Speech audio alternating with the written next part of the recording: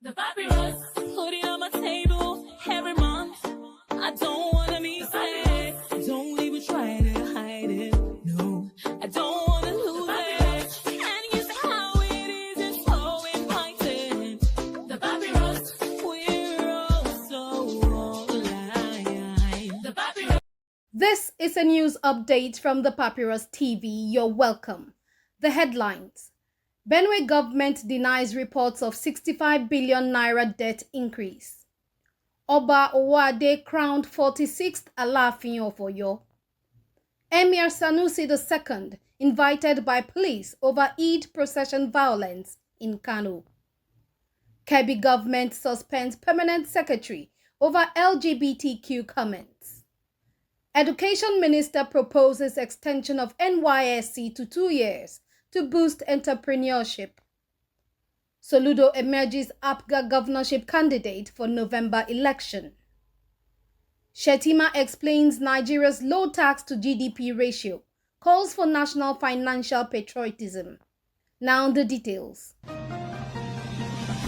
The Benue state government has dismissed recent reports alleging a sharp rise in the state's debt profile from 122.5 billion naira to 187.5 billion naira between September and December 2024, describing the claim as a fallacy concocted by bitter exiles. In a strongly worded statement issued on Thursday, Chief Press Secretary to the Governor, Sir Teso Kula, insisted that there has been no new borrowing or bond acquisition under Governor Hyacinth Alia's administration since he assumed office.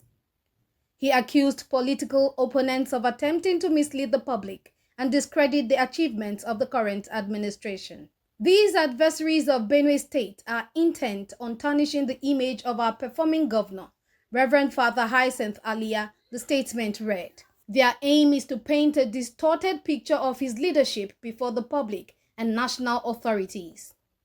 However, as in their numerous previous attempts, this one too has backfired spectacularly. The statement referenced former Governor Samuel Otom's own admission that he left a debt burden of 187.5 billion naira when he vacated office in May 2023, challenging critics to explain how they arrived at a revised figure of 122.5 billion naira as the baseline for the alleged increase.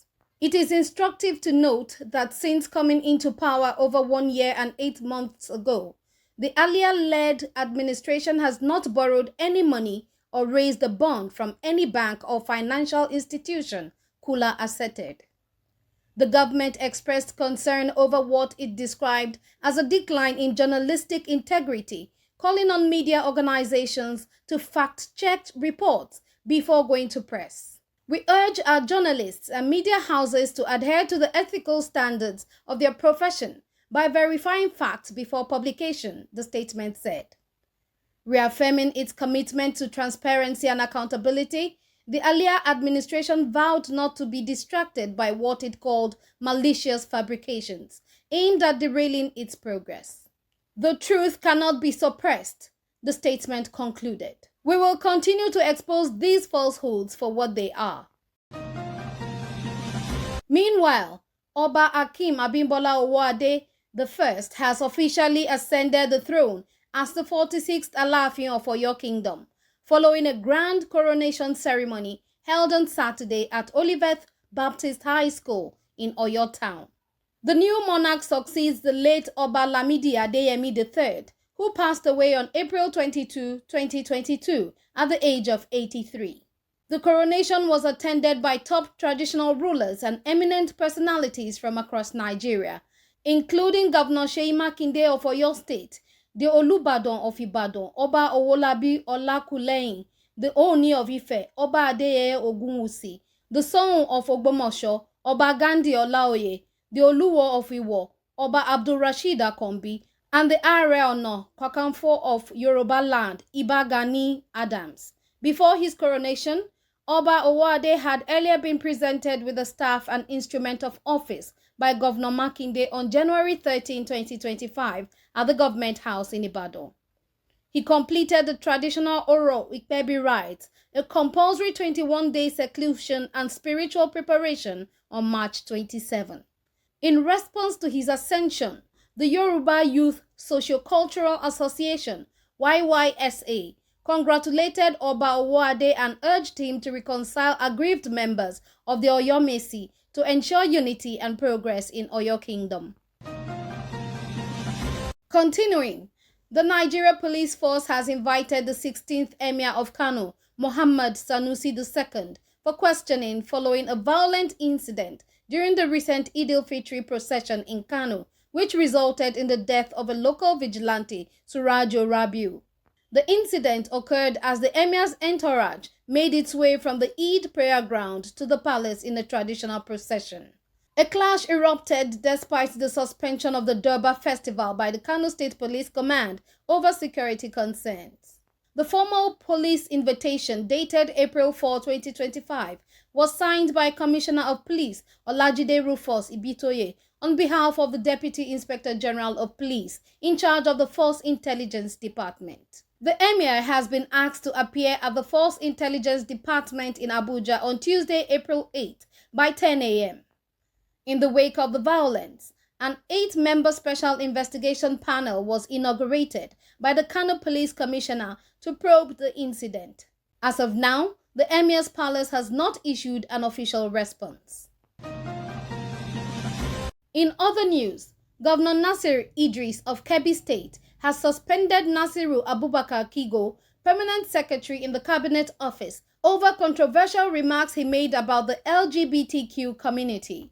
Kigo, who also functions as an Islamic cleric, had claimed during a Ramadan seminar that Kebbi and Sokoto states recorded the highest number of registered gays and lesbians in the country. The state government strongly refuted the claim, labeling it baseless and harmful to Kebbi's moral and cultural image. Kigo's suspension was confirmed by Governor Idris's chief press secretary, Ahmed Idris, while a letter from the head of service, Malami Shekare, described the comments as social misconduct.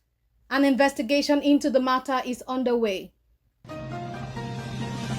Moving on, Nigeria's Minister of Education, Dr. Maruf Olatunji Alausa, has proposed an extension of the National Youth Service Corps NYSC program from 1 year to 2 years to enhance the entrepreneurial skills of Nigerian graduates. The proposal was made on Friday during a meeting with the NYSC Director General, Brigadier General Olakunle Nafiu, in Abuja. Dr. Alausa emphasized the need to reform and expand the NYSC's Skill Acquisition and Entrepreneurship Development (SAED) initiative to better equip graduates to become more self-reliant. He praised the NYSC for its progress in digital transformation, particularly in curbing certificate fraud among foreign-trained graduates. General Nafiu also used the opportunity to call for the creation of a centralized database to track Nigerian students studying abroad.